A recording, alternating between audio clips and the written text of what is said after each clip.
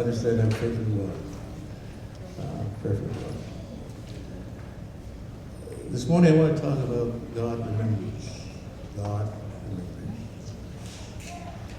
In Genesis 8:1 we have these words, but God remembered Noah and sent a wind over the earth, and the water receded.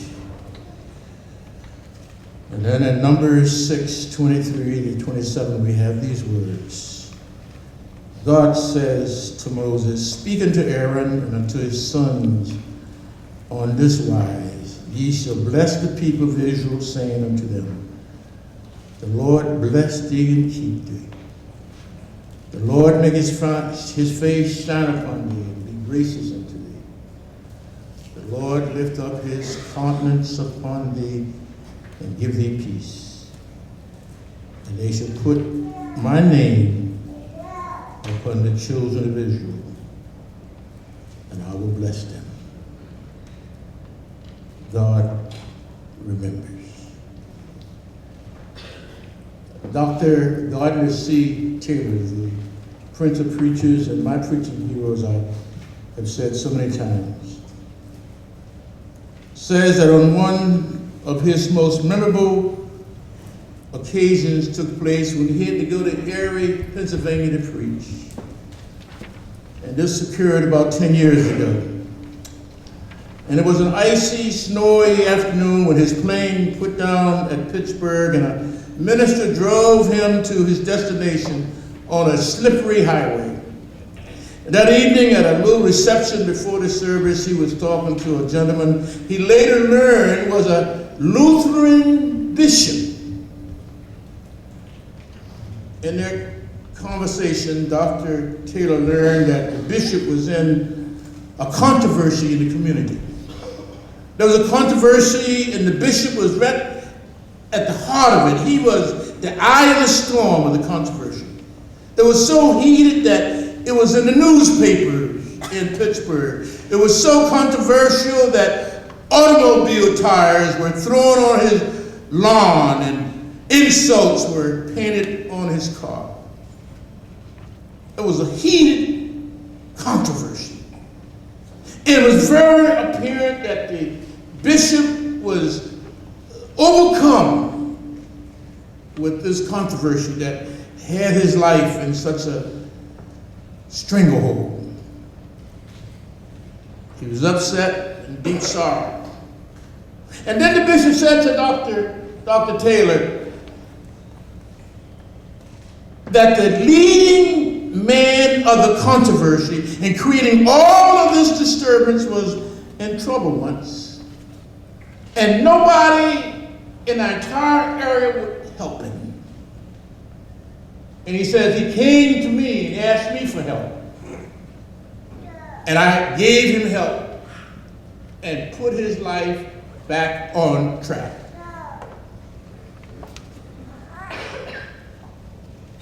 He seems to have forgotten what I've done for him. And the bishop says, this is the thing that troubles me most. Have you ever helped somebody and they forgot or seem to have forgotten that you've helped them? That's something that can cut you to the core. It hurts. It's hard to get over being hurt by someone you've helped and they have forgotten. Sometimes people forget you have helped them because they don't want to acknowledge they have been helped. But all of us have been helped in some way or some time or another. Sometimes we hear people say, I'm a self-made man or I'm a self-made woman. They look like it. But we all have been helped. And if you have helped someone and they ignore it and then turn on you, it cuts you to the core. If you can understand this, you can understand how God feels when we are disobedient to Him. He has created us. He sustains us. He gives us everything that we have. And then we forget. This thing of forgetting is so grievous with Him that when Adam, the first man, was made and was placed in paradise, the Garden of Eden, and he refused to be obedient to God, it hurt God so much that He put Adam out of paradise and said for the rest of his life he would earn his living by the sweat of his brow. In this 4th, 5th, 6th, 7th chapter, we read how people became so wicked, so disobedient to the goodness of God, that God said, I'm going to wipe them off of the planet. I'm going to destroy them all. I've been good to them. And yet they are creating every kind of violence, doing everything they possibly can, but giving me obedience. I'm going to destroy them. And God said that He would send a great flood to destroy the world. But He found one righteous man. He found Noah, Reverend Noah. He said, Noah, I'm going to save you and your family. And what I want you to do is to build an ark 450 feet long, 75 feet wide, and 45 feet high. And I want you to take one of every animal, and I want you to repopulate the earth after the flood subsides. When I was a small boy, I loved this story. And in my creative imagination, I could see Noah building on the ark on dry land, he and his sons. And I could see the people laughing at him and poking fun at him and insulting him and calling him crazy and old fogey. I used to see that in my mind's eye. I could see him leading the animals onto the ark. And when there was no water, no rain, people laughed at him more. They laughed and they went on making merriment. And then finally, the sky got gray and then dark. And finally, the rain began to fall, much worse than Katrina, much worse than the rain we had a few weeks ago. It rained and rained and rained. And finally, this ark was lifted up and was sailing. And I could see the people in the water reaching out, and there were no roofs and no airplanes to rescue them, and there was no boat that they could get on. They were reaching out to this boat. Judgment had come. God destroyed the world because of the wickedness of the people. He destroyed the world because they forgot. And this ordeal was so grievous in the eyes of God that God said to Noah, I'll never do it again. I will never destroy all the earth again. I will not take life away like that again. I will not destroy everyone. And this is how Abraham writes it. Then God says, never again will I curse the ground because of man, even though every inclination of his heart is evil from childhood. God repented. And I want to say to you this morning, my Christian friends, I'm so glad that God repented. So rather than being a God of wrath who would destroy, God said, I will be a God that will bless my people. I will heal the land. I will provide for them. In this second text, the book of Numbers, which covers a 40-year period that Israel wandered in the wilderness after God delivered them from slavery in Egypt. It was a critical time in the life of Israel. Israel was torn internally and externally. Moses was leading the Israelites out of Egypt. Most of the Israelites were convinced that this tight-tongued ex-convict had led them across the Red Sea, carrying a big stick in one hand and the Ten Commandments in the other, had lost his mind. And there they were in the middle of the desert with no roadmap, with a leader who followed the clouds by day and fire by night, who got food off the ground that they called manna, and who got water from rocks. They said Moses had lost his mind. They couldn't identify with his stone that he called the law. But Moses was a visionary, so no matter what he told them, they could not relate to it.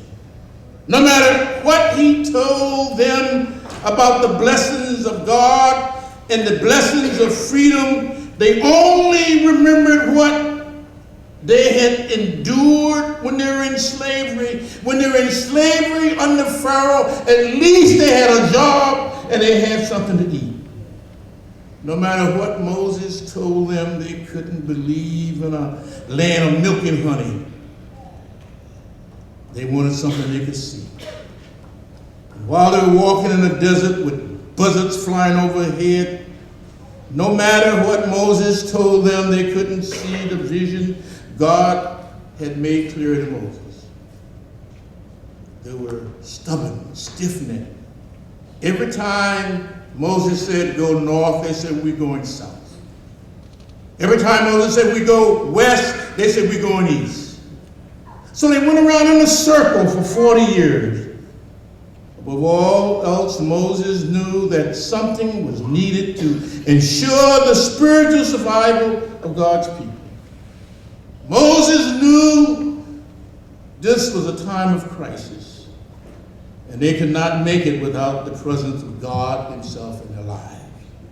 Moses knew that just to organize folks for the purpose of marching was not enough. Moses knew that just dividing the people in tribes and appointing a leader over them might be politically correct, but not spiritually sufficient. Moses knew that no matter how resourceful they were as a people, there was something they could not do for themselves. Moses knew that if Israel was going to make it, they needed the assurance of God in their lives. That is why Israel needed a blessing. Israel needed a special blessing. Because there's some things only God can do. Sometimes we need to have a tangible, visible evidence of God's presence.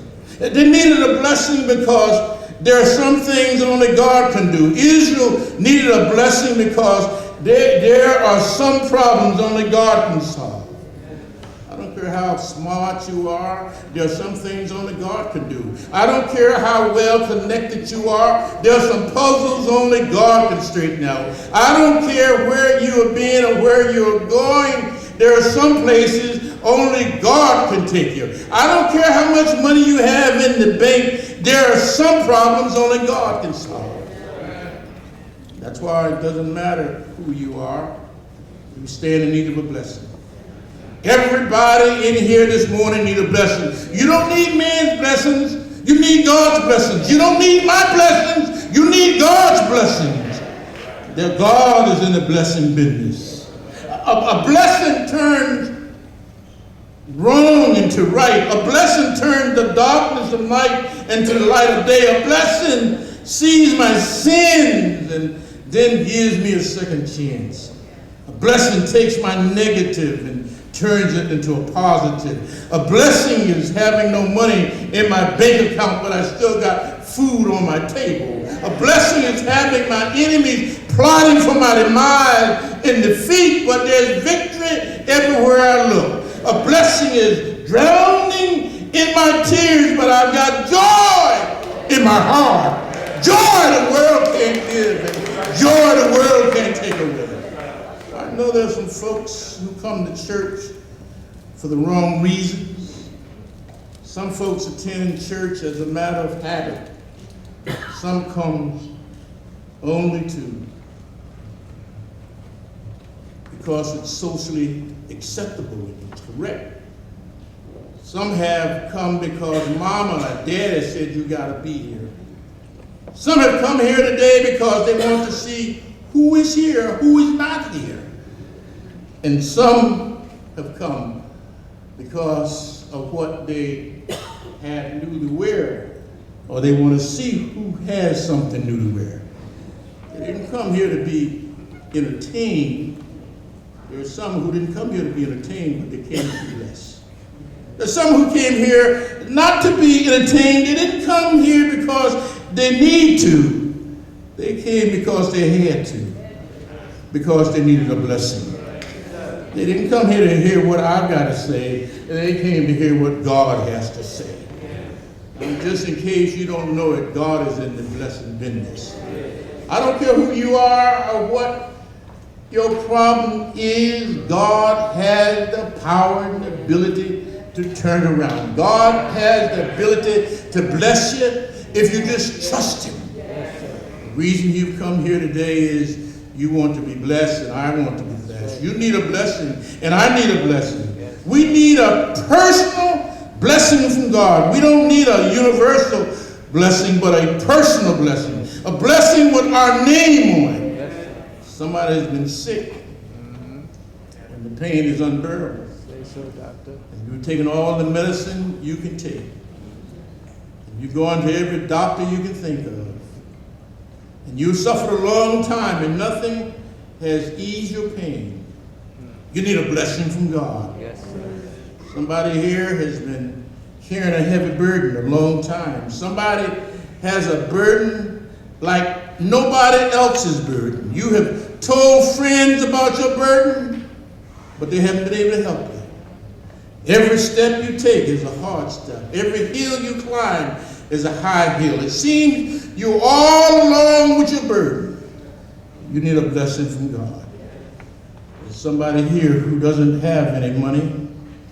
You didn't have any money when you came in here, and you won't have any money when you leave. Your check account is made out of rubber. Your saving account has been closed for the season. You lost your job. Your bills are due. You need a blessing. Somebody here has no money to pay the rent. The children don't have shoes they need. The baby doesn't have milk. That's why you need a blessing from God. You need a blessing from God because only God can provide that which you need. Well, I have the answer. It's found in Psalm 37. The steps of a good man are ordered by the Lord, and He delights in His ways. Every step you take is ordered by the Lord in good times and in bad times. Your steps are ordered by the Lord. They have always been ordered by the Lord. How do you think you've gotten as far as you have gotten? Not because of your wisdom or your looks, not because you know how to go out and come in, but your steps have been ordered by the Lord. How do you think you made it up the rough side of the mountain if it wasn't for the Lord? He's been by my side all the way. He walks with me and talks with me. Long life, narrow way. Where would you be if it wasn't for the Lord? You didn't have sense enough to know it. The Lord was protecting you. When death was on every side, the Lord saved you. When nobody took care of you, the Lord was at your side. It was the Lord who ordered your steps. It's the Lord. Lord has been blessing you all the time. Paul tells us in Philippians 4:19, but my God shall supply all my needs according to his richness in the glory of Jesus Christ. God shall supply all of your needs. A-L-L. All of your needs. You know what that means? It means all of your needs. Don't segregate your needs into spiritual and social and political. All your needs, whatever it is, take it to the Lord and leave it there. The Lord will supply all. Don't worry about your children. God shall supply for your needs. Don't worry about your school loan. God will supply all your needs. Don't worry about the money you don't have. God will supply all your needs. Don't worry about that friend who's misunderstood you. God will supply all your needs. Don't worry about finding Mr. Right. God will supply all your needs. God shall supply all your needs. He knows just what you need. He knows how much you can bear. I want the Lord to bless me. I want the Lord to keep me. I want the Lord to have his face to shine on me. I want him to be gracious unto me. I want his grace in his mercy. I want him to lift me up. I want him to walk with me in the light. I want him to give me some peace. I want peace that only God can give. I want his peace that passes all understanding. I want peace in my work. I want peace in my home. I want peace in my mind. I want peace in my heart. When I go out of here, I want his peace. I want him to bless me. Everybody doesn't want you to get a blessing. Some folks don't want you to get a blessing, and when they see you with a blessing, they get mad. And they hate you more than they hated you before. So don't think because folks smile in your face, they wish you well. Don't think you look the way you look because of you. Don't think you wear what you wear because of you. Don't think you drive what you drive because of you. Don't think you live where you live because of you. I tell you, it's because of the blessing of the God. God's in the blessing business. Don't think that you have taken all of the vitamins you need. You have done all of the exercises you should take. Don't think that you have freed your body from disease like tobacco, alcohol, and drugs. And because you have been good, according to what you call good, you're in a reasonable portion of health and strength and you're still here. Don't think because you go to church or because you try to treat people right, you haven't been a victim of a drive-by shooting. You haven't been hit by an automobile. Don't you think that because you have grown up in a certain family, in a certain neighborhood, with a certain cultural understanding, that you are free from some debilitating social circumstance? I want to tell you this morning, it's not because of you or because of your circumstances. It's because of God. God is the only one that can bless you. God is the only one that can pick you up and turn you around. God is the only one that can give you life. I don't know how long I have to live. I only know that even since I was in seminary not too long ago, when there were only 10 to 12 African Americans in seminary at one time. 4 of them, the Irishmen, have already left. 4 have already left. Men as good or better than I, as smart or smarter than I, as virtuous or more virtuous than I, as healthy or healthier than I, and yet I am still in the land of the living. And I have to say that it's only because of the grace of God. When I go back to Syracuse and look at those who were in my high school class and recognize how many of them have gone, I have to ask, Lord, why me? Why me? It's not because of my goodness, but because of His grace. Someone has said, I don't ask why this happened to me when bad things happen. I ask why me when good things happen. You want to know how we can make it one day after another? You want to know how we got over? It's the Lord. It's nobody but the Lord. Nobody but the Lord. Let me tell you something.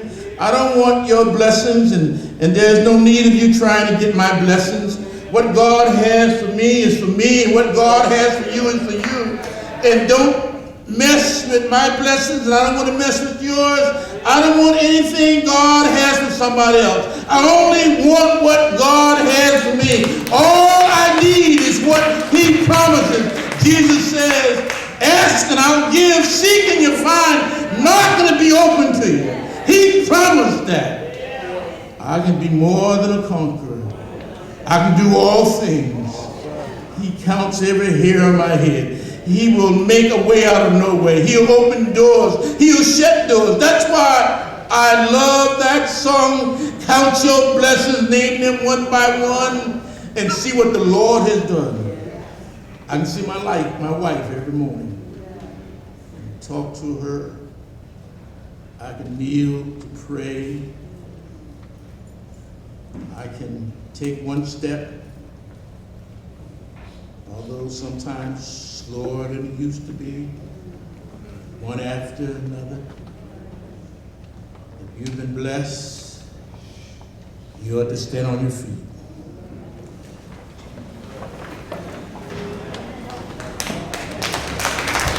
If you've been blessed, you ought to clap your hands. If the Lord is your God, you ought to praise His holy name. I've told you many times about Reverend Ray when I was pastoring in Wilmington, Delaware. This 5'5", salt and pepper hair old man, 90 years old, used to come and preach for me once a year, and he would get up and say, the Lord woke me up this morning and I'm blessed. He said, I put my own clothes on by myself this morning and I'm blessed. The Lord let me eat food all by myself and I'm blessed. And then I said he would jump up and do a pirouette and says, oh, the Lord let me jump up and I'm blessed. And I sit there in my piosity and say, this old man doesn't know too much. He didn't go to seminary. He doesn't know Tillich or Pannonburg. He doesn't know anything at all about Boumont or Barth. He's talking about the Lord woke him up this morning and He blessed. Everybody knows that. But as life is going on, I recognize everybody don't know that. At least they don't act like it. I tell you this morning, my Christian friends, that the Lord woke me up this morning and I bless. The Lord permits blood to still run warm through my veins and I bless. The Lord let me eat breakfast by myself this morning and I bless. The Lord let me put my clothes on by myself this morning and I bless. I put my shoes